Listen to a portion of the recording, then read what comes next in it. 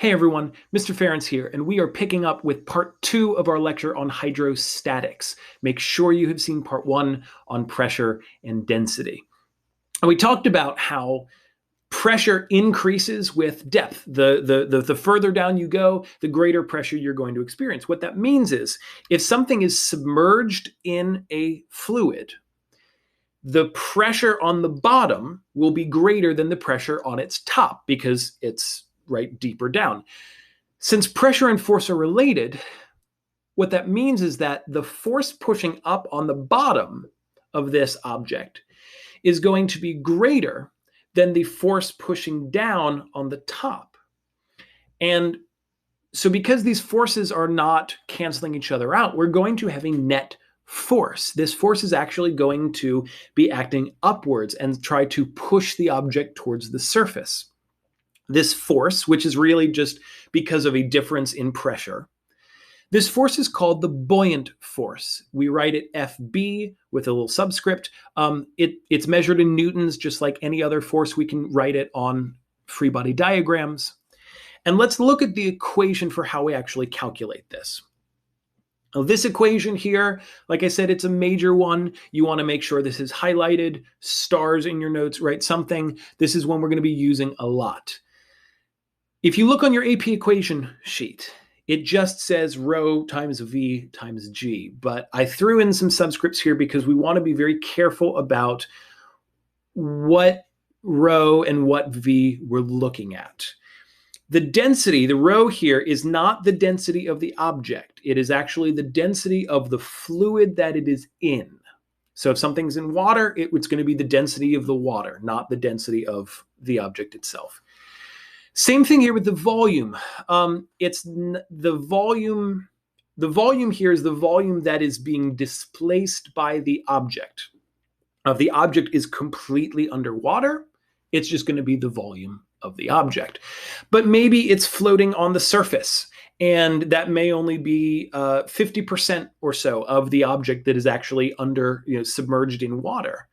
The displaced volume here will only be 50% of that object's volume. So be careful and look at where the object is and how much of it is submerged, because that can change things.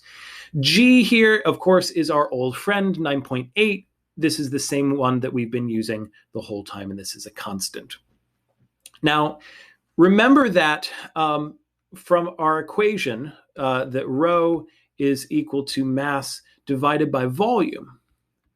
We can rewrite this that rho, the density, times the volume is equal to the mass.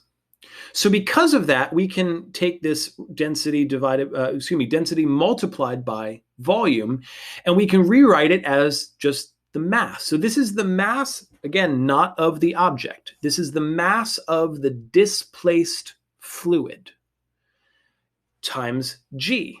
Remember, mg is just weight.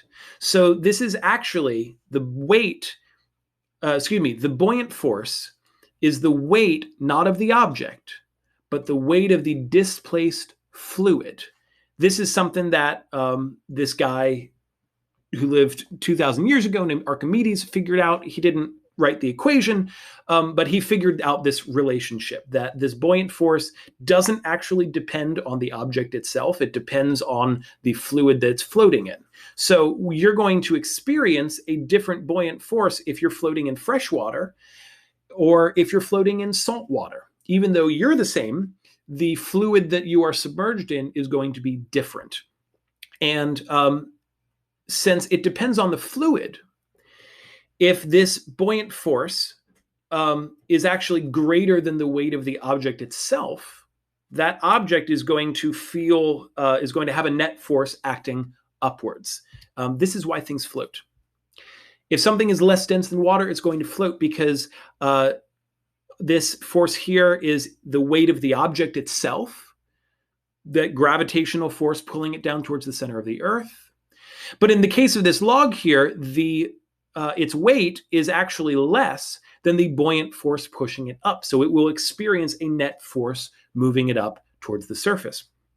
Once it gets to the surface, you will notice here that less of the log is submerged. Some of it is actually out of the surface of the water. So the buoyant force here will decrease because the volume of water that is being displaced is less.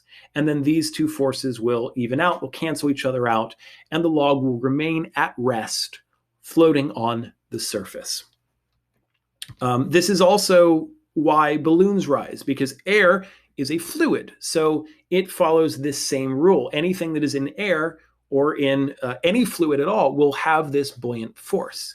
For a helium balloon, the weight of the helium is pretty small. Helium is very, very small. And so the mass of the air that it is displacing is a lot greater. So the buoyant force that's pushing it up is going to be greater, and it will have this net force moving upwards. So this buoyant force is experienced by anything that is submerged in a fluid, which is why something that is submerged in water will seem like it weighs less than it does when it's just on land or in air. And we can see an illustration of that here. If we're lifting something, like if we're lifting something in air here, the tension force that we experience of trying to lift it will just be equal to its weight, right? Because these are canceling each other out. However, if we put this in water, that buoyant force that we see here will sort of help us out. It will make the tension force less, and so it will seem to us like it weighs less, even though gravity is pulling just as strongly on this object. That is in this very convenient equation form right here. So like I said, so that's the buoyant force. That wraps it up for hydrostatics. Next time we will talk about what happens when fluids are in motion. But right now, make sure you have these equations, make sure you feel comfortable on this, and then we will practice working through some problems with these equations next time we see each other. Take care of yourself, and I'll talk to you soon.